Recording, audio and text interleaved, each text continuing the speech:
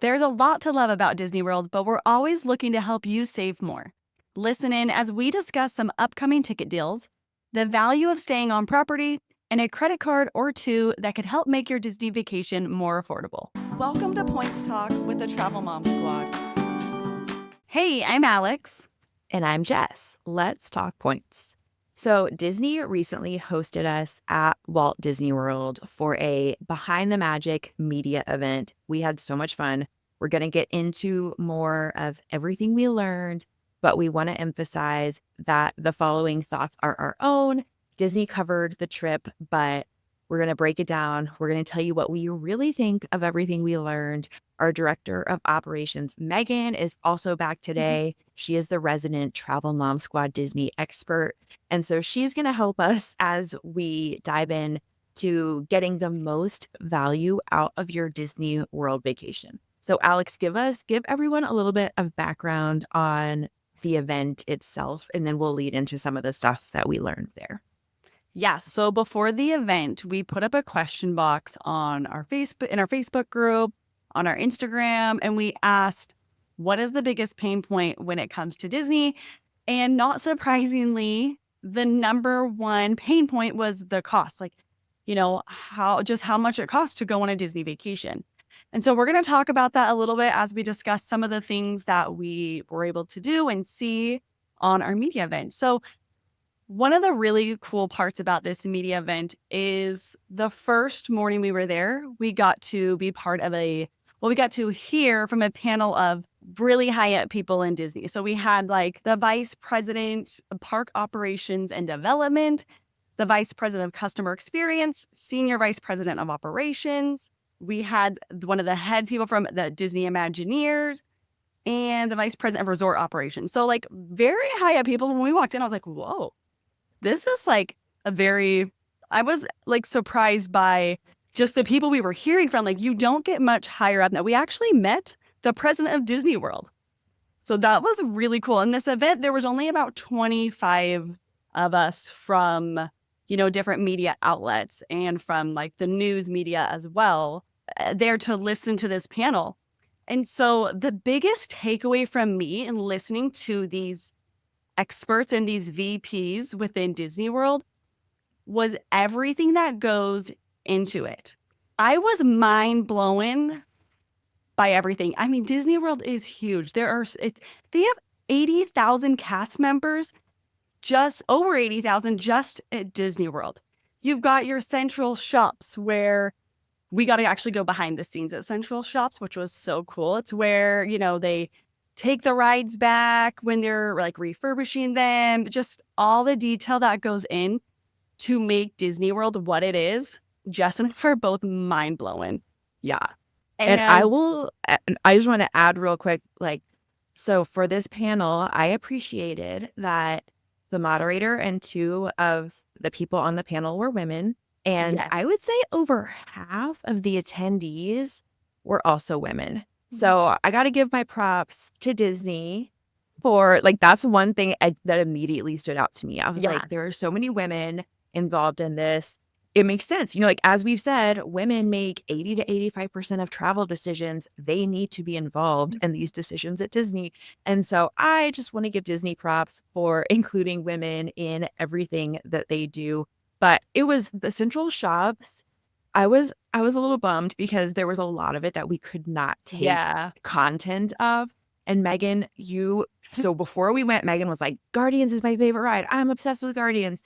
And then we get that. So they explained the whole process of how after a certain number of laps, they have to bring the vehicles in. They completely strip them down, check everything out, and then they rebuild it from scratch. And one of the Guardians vehicles was in there and we got to see it all stripped down. And I was like, I wish I could send Megan a picture of this because it is so cool. That's just what they have to break down and rebuild every single vehicle at certain intervals. After leaving that and after hearing the panel, I was kind of like, okay, I see now why it's so expensive to go to Disney because of how many people work there and how much they put into everything. Yeah, like Jess and I looked at each other. We're like, yeah, I can see why this costs as much of it does, because they're literally running a world. I think they said it's either bigger or around the same size as Manhattan. So like No, it's like two. I think they said it was like the size of two Manhattans or something. I was like, what? Yeah, it's massive, and it's just there's a lot. There's a lot to it, and it's like from the tiniest details to like one of the cool things we got to do was go and meet with the food and beverage people. So like the head chefs and the pastry chef and the head of the beverage team. And we got to do a tasting. And this was really cool too, because we don't even know what goes into these things at the smallest detail. The pastry chef was telling us how, if I'm going to make a chocolate bar about Donald Duck, I'm going to think of, okay, what are Donald Duck's colors? How does Donald Duck walk? What is his personality like? And like bring that into the chocolate bar. And it's just like you're paying for a whole entire experience from like they call it, the Disney bubble. As soon as you step into your resort, from driving to taking your bus to the parks to being in the parks, the whole thing is this Disney bubble that you're just immersed in. And they don't spare a detail. Like even in our resort, the smells in the hallways, I'm like, oh my goodness, this smells amazing. What is this smell?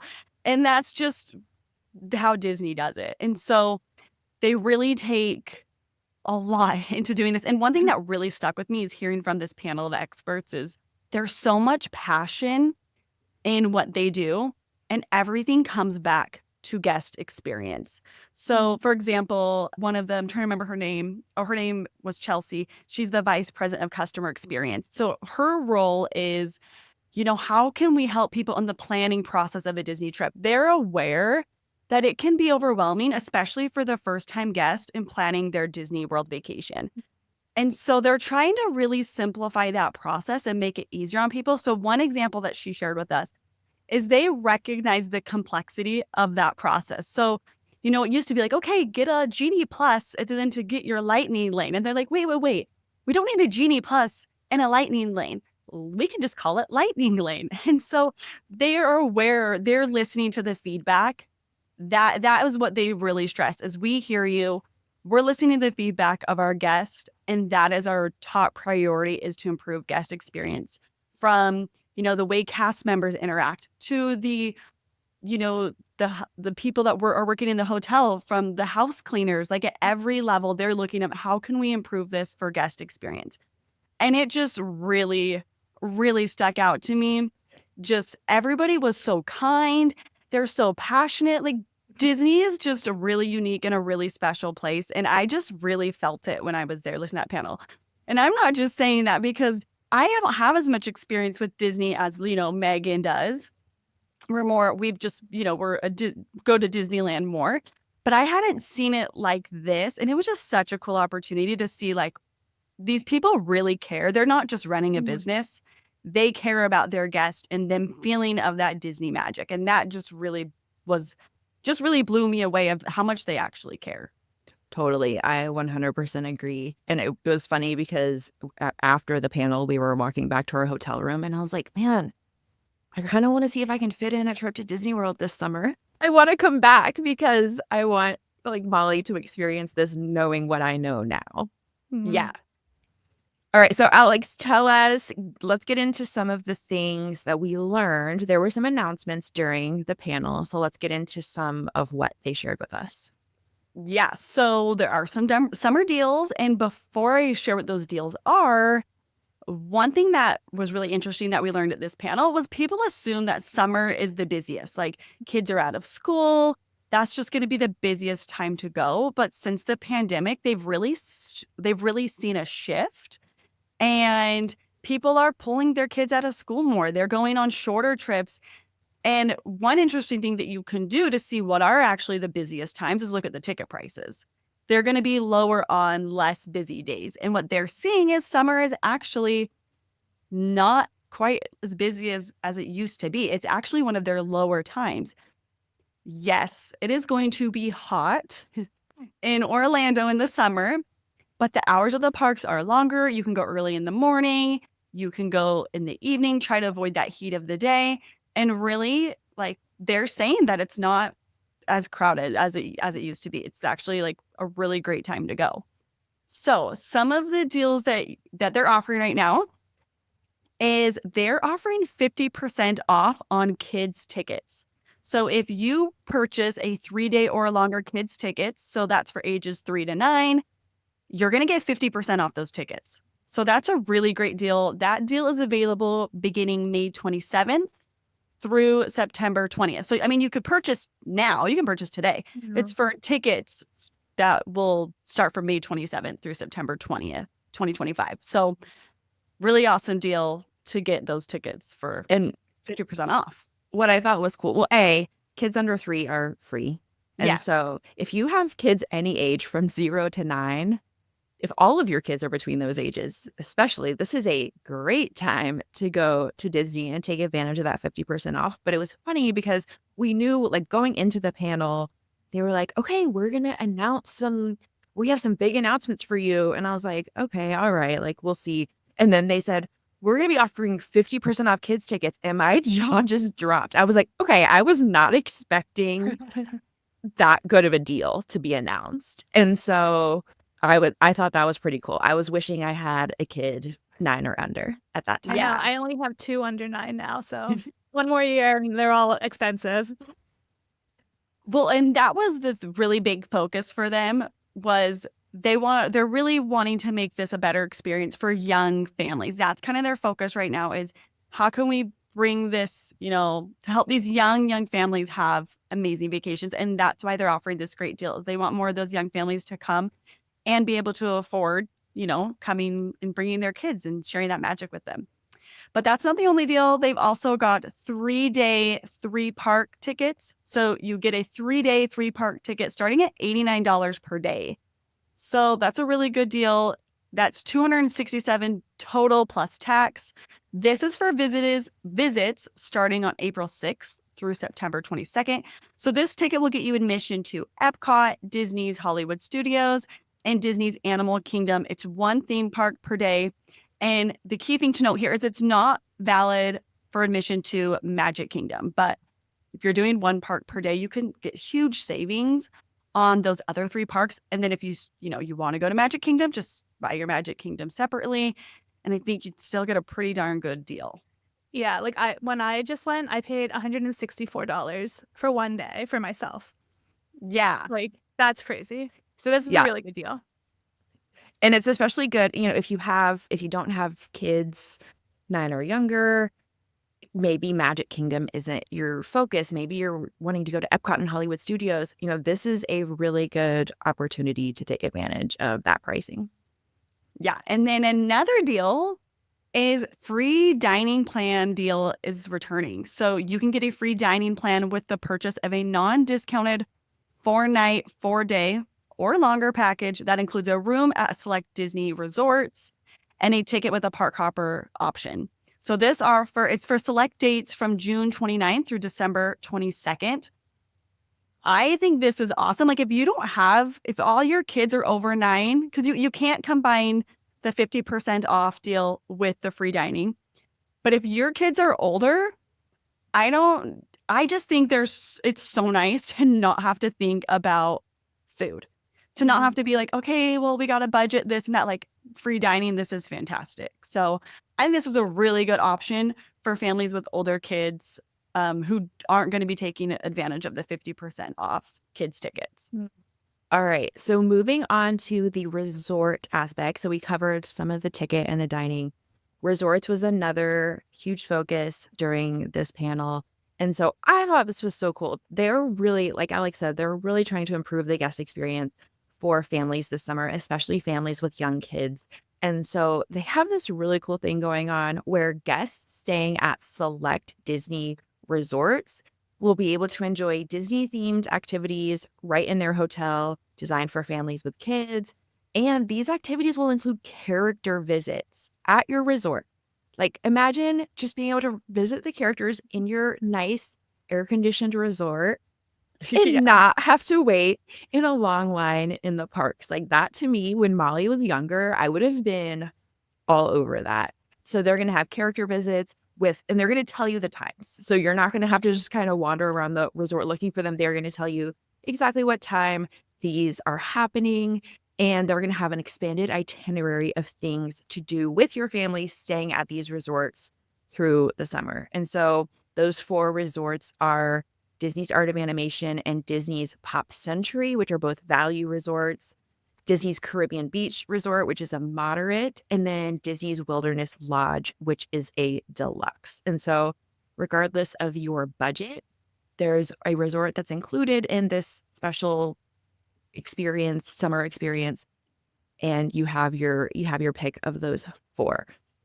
Also, as part of the media event, we got to go on this really cool Behind the Magic resort tour on our last day there. Super small group of people. It was us and 4 other people, plus the Disney cast members that came with us.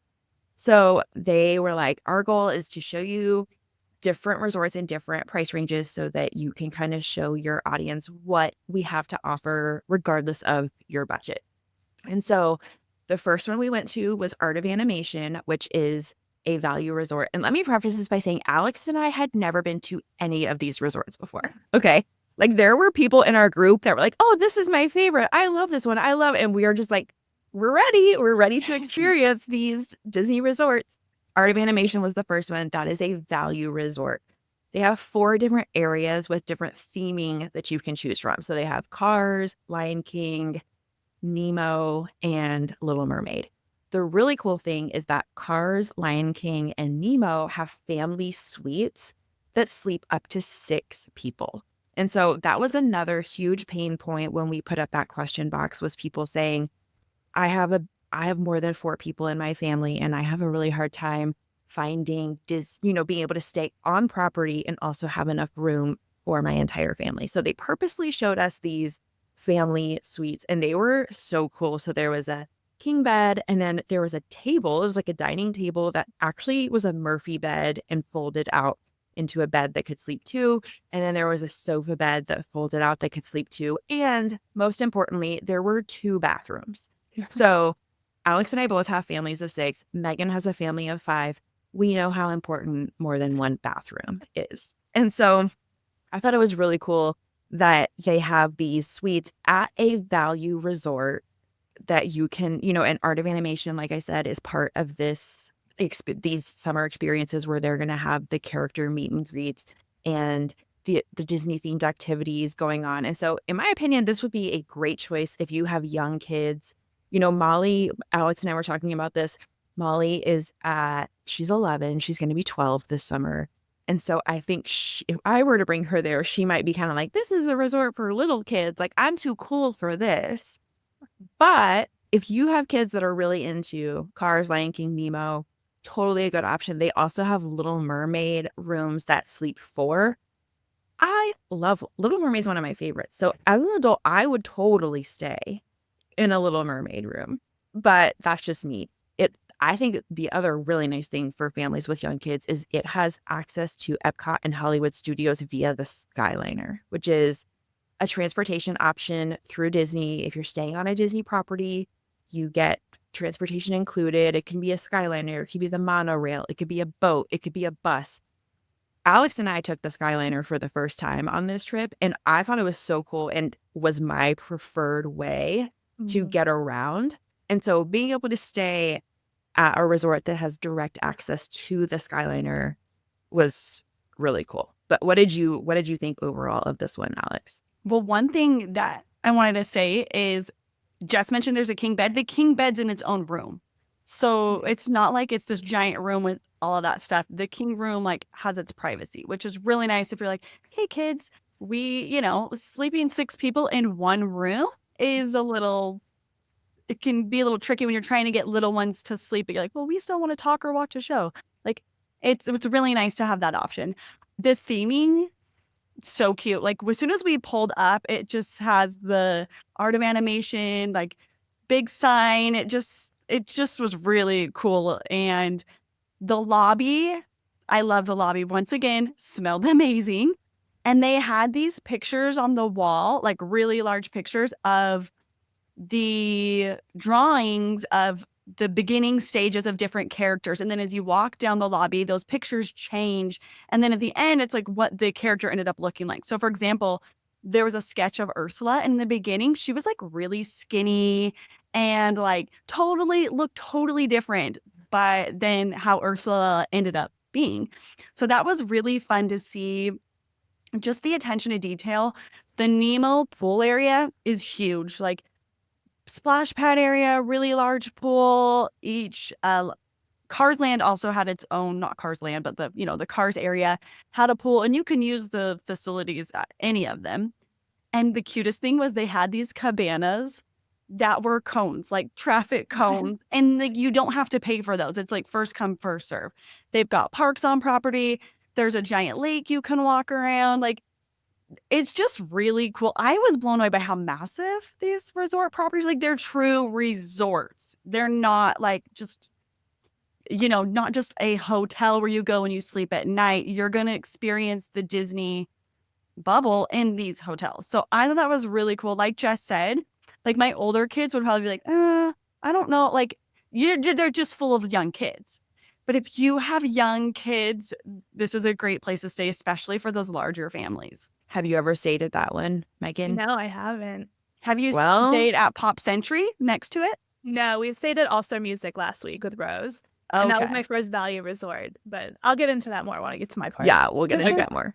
So Art of Animation got 2 thumbs up for me. It's just incredible the detail that they put in all of this. And you're getting that detail at a value resort. You're not like, you're paying less than you're going to pay at some of these other properties, but it's not sacrificing the Disney fun and excitement. You're getting that like in boatloads. It is so much. You're going to feel the Disney love there for sure. Well, and Claire, Probably even more so than the other properties. To be honest, like Art of Animation, I was like, so much Disney. It's so cute. So the cast member who was giving us this tour, her name was Claire, the cutest woman. But she works for Disney, but she doesn't have kids. She was like, this is my favorite value resort to stay at, because when I get to Disney, I immediately want to feel like I am at Disney. Some of these other hotels and resorts that we toured, they were very nice, but it was kind of like you didn't feel like you were at Disney until you went to the parks. And so she was like, I want to feel like I'm at Disney as soon as I get to Disney. And I was like, that's so funny. So it's not just for kids. If you're an adult who's like really into Disney theming, then you will love this resort. So the second one, this is the one we stayed at. So we didn't actually get a formal tour of it, but it is Coronado Springs. This is a moderate Disney resort. And it's funny because when they told us where we would be staying, I looked it up. Again, Alex and I had never stayed here. I looked it up and I said, it's a moderate. So I was thinking, okay, it's going to be like a Hyatt Regency. That's what I imagined in my head. Like, it's going to be like Hyatt Regency mid-level. I walk into the lobby and I was like, this is moderate. I can't wait to see what a deluxe looks like, because this is beautiful. And we were actually on the bus one night headed back to Coronado Springs, and there was a Disney travel agent on our bus. I was eavesdropping on her conversation with another family. They said, oh, you're a Disney travel agent and you're staying at Coronado Springs. And she said, yes, it's my favorite because it's a moderate, but it feels like a deluxe. And so I pay less, but I still feel like I'm staying at a deluxe resort. And so I was like, okay, so it's not just me. It's not just my inexperience with Disney resorts. It truly does feel like a deluxe resort. So they have standard rooms that sleep 4. They have suites that sleep more than 4. We stayed in the tower, which I think the tower rooms are a little more pricey. They also have, what are they called? Like villages? I think that's like village rooms that are kind of on the side. It's a massive property. There's a huge lake in the middle. There's village rooms that are kind of on the side of the lake. Those are a little less, but I really like staying in the tower because you're basically in the center of the entire resort. And so nothing is far away. You're in the middle of it all. I loved the interior. It was beautiful. It seemed updated. It's kind of like, I think it's a Mexican theme. And so it gave me Coco vibes. Like, but it's not, it's not like Art of Animation. Like, there's not Disney everywhere. It's more subtle Coco vibes. Well, it was like in our room, the wallpaper, if you look closely, you could see out like the outline of Mickey Mouse's head, like in parts of the wallpaper and things like that. One thing that's interesting about all of the Disney resorts is they have like a character, and they will put this character in different places, like public places. They move them around. And if you find them and you let them know, you'll get a little prize. So at Coronado, it was Bruno from Encanto.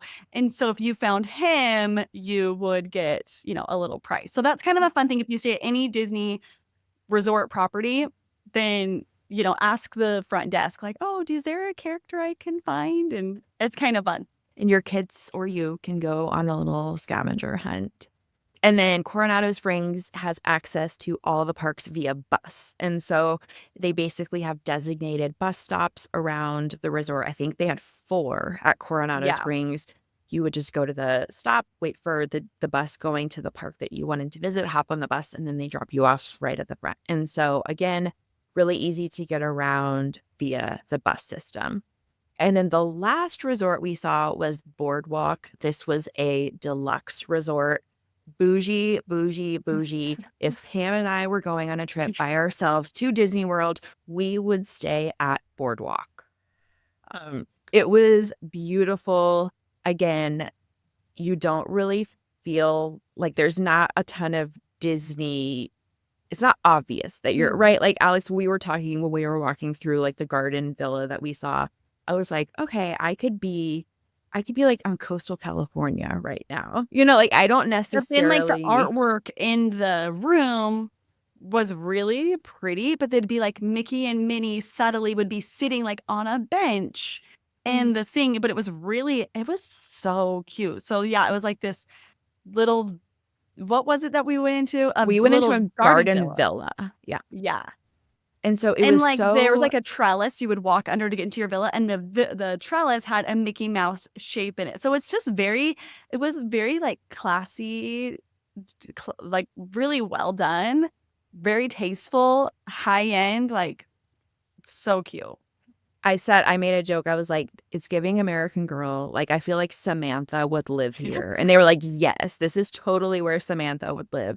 But it was just so quiet and peaceful. Like, Alex and I were standing there and we said, are we on Disney property? Like, I don't hear I hear the birds chirping, I don't hear kids running around. So like I said, we saw a garden villa. The garden, it had a loft, but it only slept 2. And so this, I feel like, is more, they do have rooms that sleep more than 2. The room that we saw, I feel, it gave honeymoon vibes. It gave couples only getaway. So it's a deluxe. It's going to be on the pricier side, but it's also a DVC property. So there are some savings to be had with DVC properties as well. This one had access to Epcot and Hollywood Studios via boat, which I thought was really cool. Or they even had like walking paths that you could walk to Epcot or Hollywood Studios if you were feeling a little more adventurous and wanted to walk before walking all around the Disney parks. They also had this really cool recreation center. Yeah, I was going to say that because there we did see kids there, and it is a fantastic place to stay with kids too. Like, yeah. But it felt so quiet. I don't know how they make it so quiet because we saw people and we saw kids, and it's just, yeah.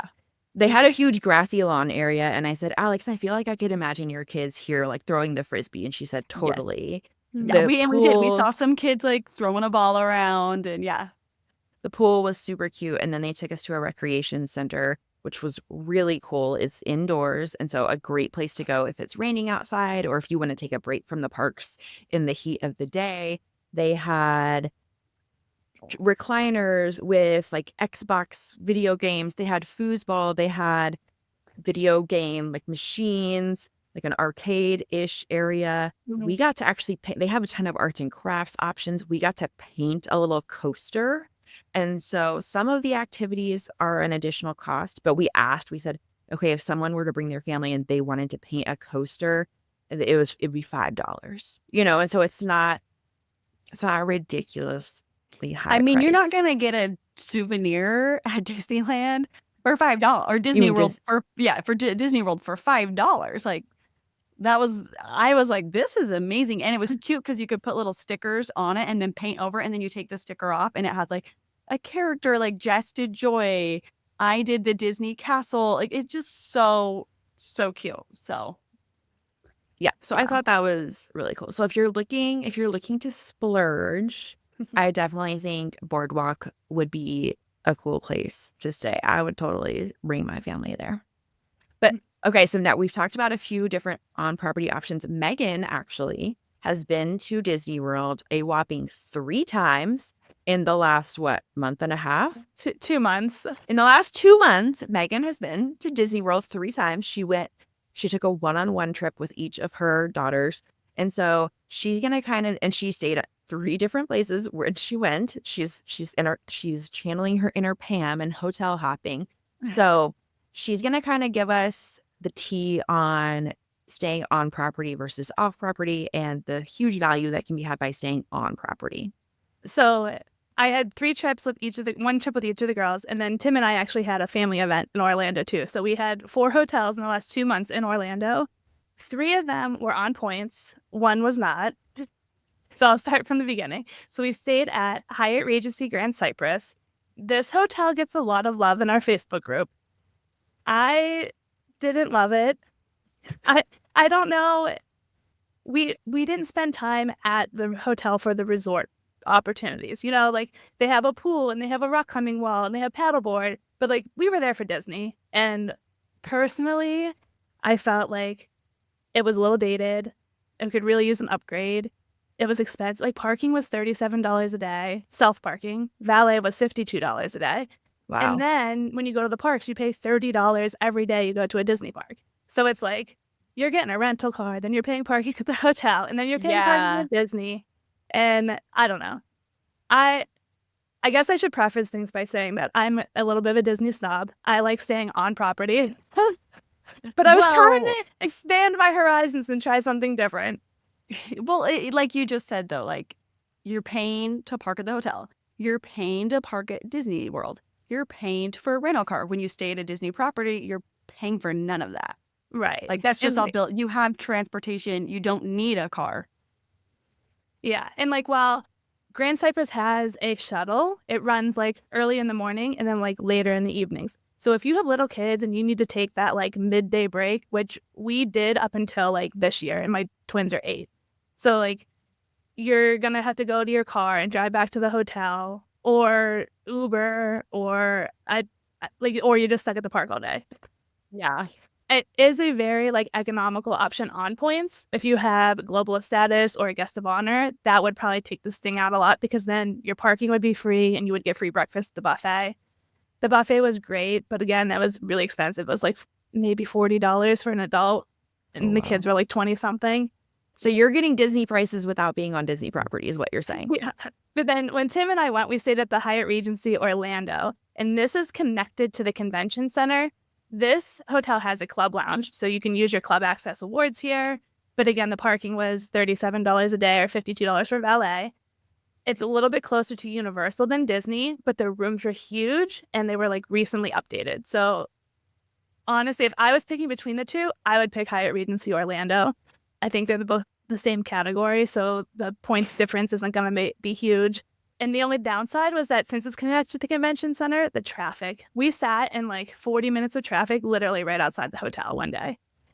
I couldn't do that. If you're trying to get somewhere on time, give yourself a lot of time, especially if there is a convention going on. It sounded great up until that, and now I'm like, nope, not for me. Out of the 2 Hyatt Regencies, I would pick that one over the Grand Cypress. Okay. Even with the kids. And then our third trip, we stayed on property at Disney Swan, and this is a Marriott property. So you can book this with Marriott points, or I booked it through the Chase portal. Through Marriott, it was like 53,000 points per night or 60,000 points per night. And I paid 24,000 points per night through the Chase portal. So that's really good. Yeah. So if you don't have Marriott points or like those 50K free night certificates, I think this is one of those opportunities where the portal can really make sense. Like I only had ultimate rewards to use for this trip, and that was totally worth it to me. That's awesome. So this is one that's like not technically considered on property, but it's like a good neighbor hotel. And so it gets. So this one is technically considered on property. Okay. So this is considered a Disney deluxe resort.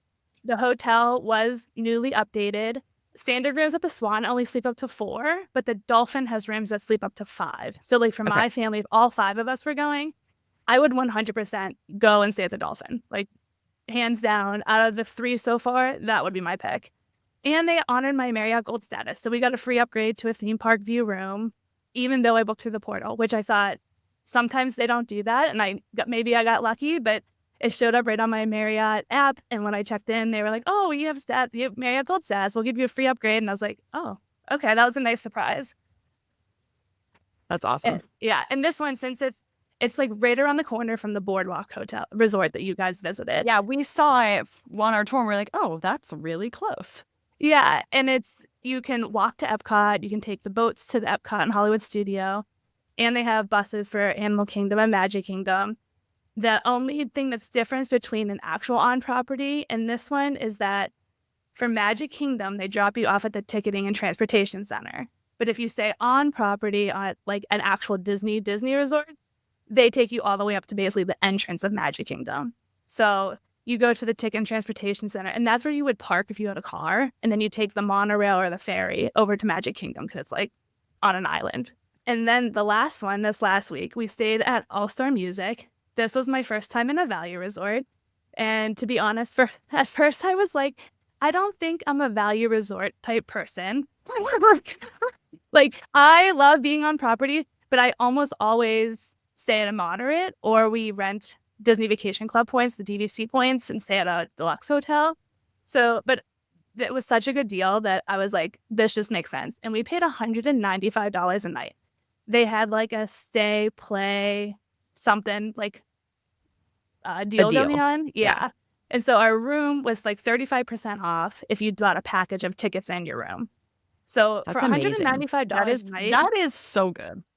Like, and this was peak spring break. Like, I was just there the 3rd week of March. So that was just such a good deal. And while I really love the Swan and Dolphin, if I could pay under $200 a night and stay on property at Disney, like, I would pay that. I think the savings that you would get staying off property, I think I would rather just pay the $200 a night and be right there and have all of the transportation options taken care of for me.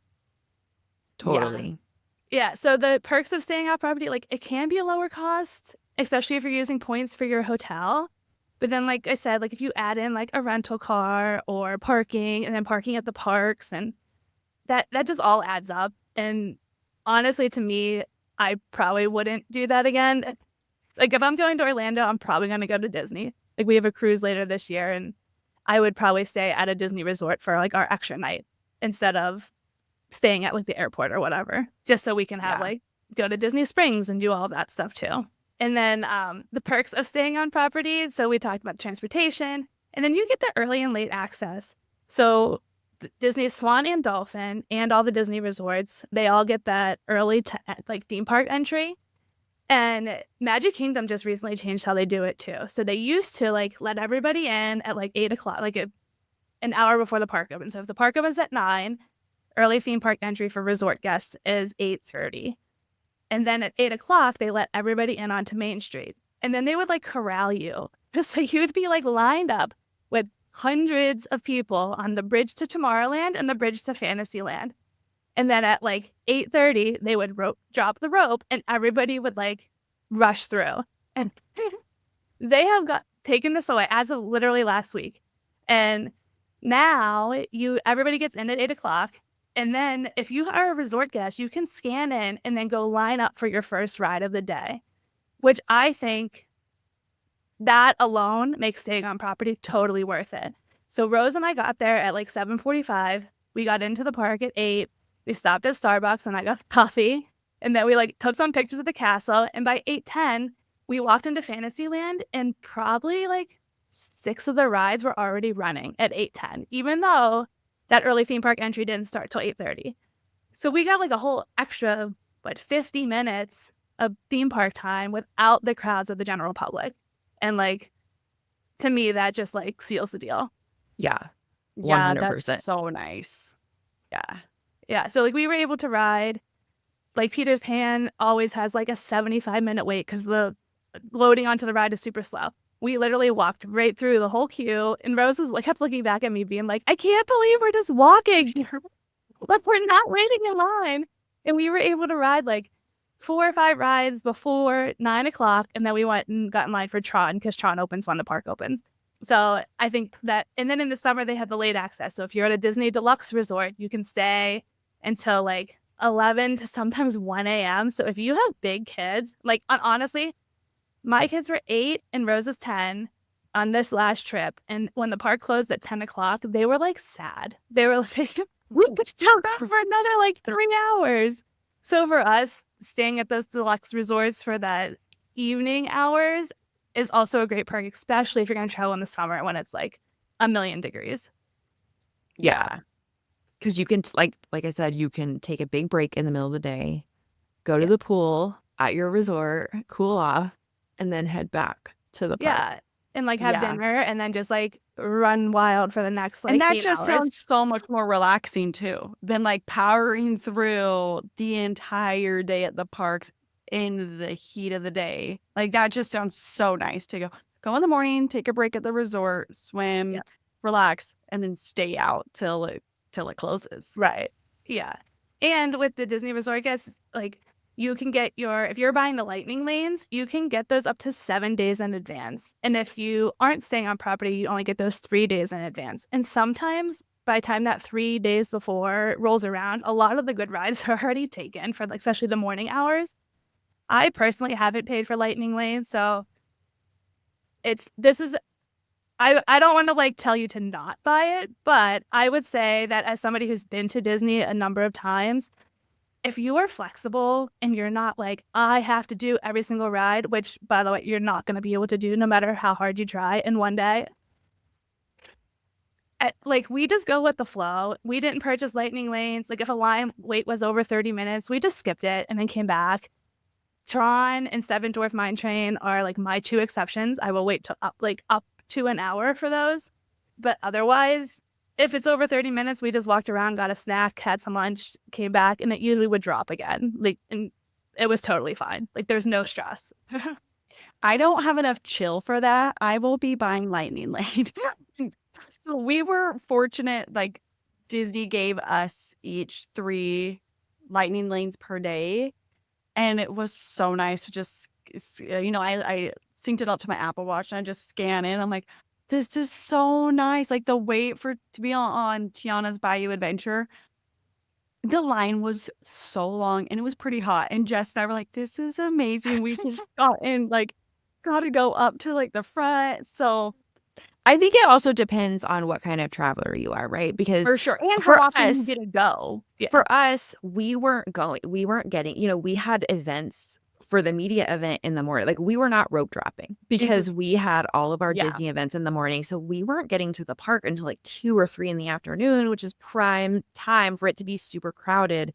And so for us, Lightning Lane totally made sense. If I were going and like staying at a resort, getting 50 minutes early access and being able to stay until late at night, I might do what you did where I'm like, okay, in this scenario. Yeah. And if you have more time, it's like, I'm not going for just 2 days. I've got 5 days there and you've gone 3 times this year already. So it's like, maybe it's like, okay, yeah, I'm fine if we don't hit everything. But if you're flying, maybe this is a really big trip for you. You don't know when you'll be back. It might be worth it to do that for some people. So, I would just recommend to watch some YouTube videos and figure it out ahead of time. There were lots of families very frustrated with each other trying to figure it out on the go. But I think if you prepare ahead of time, because like you can only get so many ahead of time, and then you have to like check into your first one before you can get your next one. So you're not getting them all up front. So I think you really need to kind of learn the ropes before you jump in. Yeah. Good advice. All right, Alex, let's talk about some credit cards that can help. We talk about how Disney is a little bit more difficult to do on points and miles. I know For me, I and Megan, I think you're the same. We often use our Disney vacations, whether that's Disney World, Disneyland, Disney Cruise, as a point earning opportunity. We're not saying, okay, let me deplete all my points on Disney. We're saying, okay, let me leverage this Disney spend and help me a minimum spend on a card I'm working on, or help Yeah, rack or up like some I'm going to points. get my flights on points and then I'm going to earn points on my other expenses. Exactly. And like we flew with the Southwest Companion Pass, all these flights. So we only paid for one person on every flight, which it makes such a difference. Yeah. So Alex, tell us but if you are someone who's like, I am all in on Disney, I want to spend my points and miles on Disney where I can, Alex is going to give a couple of examples of cards that could definitely make sense for you. Yeah. So our favorite card for Disney is the Capital One Venture. So either the Venture or the Venture X, either one is great. So right now, the Capital One Venture has a best ever offer of 75,000 miles plus a $250 travel credit. Or they do have a targeted offer of 100,000 miles, but it's been kind of tricky for some people to find. So if you find it, great. If you don't, I would not hesitate to jump on the 75,000 miles plus $250 travel credit. So the 75,000 miles is worth $750. 100,000 miles would be $1,000. And so, if you wanted to use that towards park tickets, you'd get $750 off. And I'm going to explain in a bit how that works. Then with that $250 travel credit, you could just put that towards flights. So it's pretty easy to find ways to use that $250 travel credit. You just need to redeem it in the travel portal. So the important thing to note here is if you want to use your Venture Miles for Disney, you need to make sure that it codes as travel. So room-only reservations, if you book a room through Disney, it's going to code as travel. You are good to go. If you book a vacation package, tickets and room through Disney, it's going to code as travel. You're good to go. If you just book your tickets, you're not booking a hotel room through Disney, they will not code as travel. Ticket-only purchases are going to code as entertainment. And this goes if you book through a Disney travel agent as well. So if you're wanting to use your miles, your Venture Miles for Disney tickets, just Disney tickets, you don't want to purchase directly through Disney. What you can do instead is buy them through a third party like Getaway Today or Undercover Tourist. We have an affiliate link with Getaway Today, so we'll drop that in the show notes.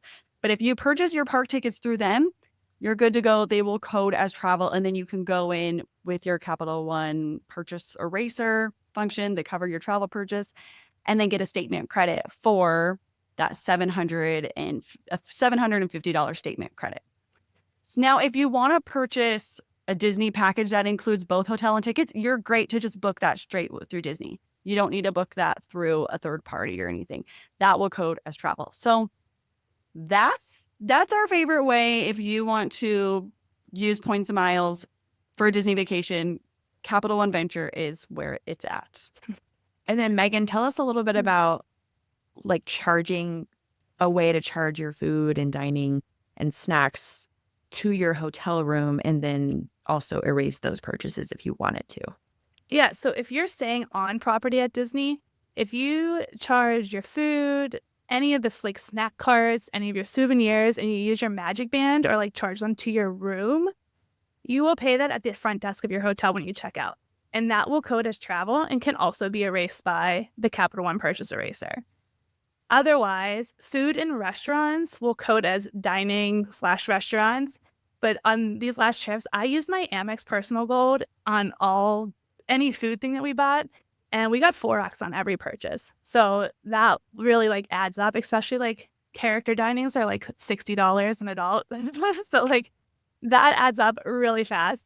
The only one that didn't work on was Ghirardelli in Disney Springs. So if you're getting ice cream in Disney Springs, that one did not code as restaurants on my Amex. Another option is the Chase Ink Premier. And this is not one that we normally recommend because it is cash back only. It cannot be converted to Chase Ultimate Rewards, and but it won't count towards 524 since it is a business card. Jess has a blog post about Disney Cruise, and this is a really great use of that to get that $1,000. So your points aren't transferable, so they have to be cashed out or redeemed through the Chase portal. You'll earn $1,000 bonus cash back after you spend $10,000 on purchases in the first 3 months from opening. You get 2.5x on every purchase over $5,000. So if you're booking your Disney vacation and you're paying cash for it, that's probably a pretty good one if you don't have a card that earns anything higher for travel. And it gives 2x on all other purchases. So then you can just cash that money out and just apply that right to your bill. Yeah, I mean, like Megan said, this is not one we talk about a ton because we find the most value in our Chase points by transferring them to partners. You can't do that with this one. But Ted, we were looking for a card, and this one doesn't count towards the 524 rule. And I was like, you know what? It's not going to get us ultimate rewards points that are transferable, but we can put $2,000 towards our Disney cruise, just by opening this card. And so we did it. We both got it. I referred him. And so I got, I think, another 20,000 referral points, which turned into $200 from that referral. And so for us, it was worth it. This card was worth it to get that cash back and put it towards a Disney trip. And so can definitely make sense for some people if they are just really wanting to reduce the cost of their Disney vacation, which is what we are all about. So we hope that you enjoyed this episode and that it's given you some ideas for how to make a trip to Disney World more affordable for your family.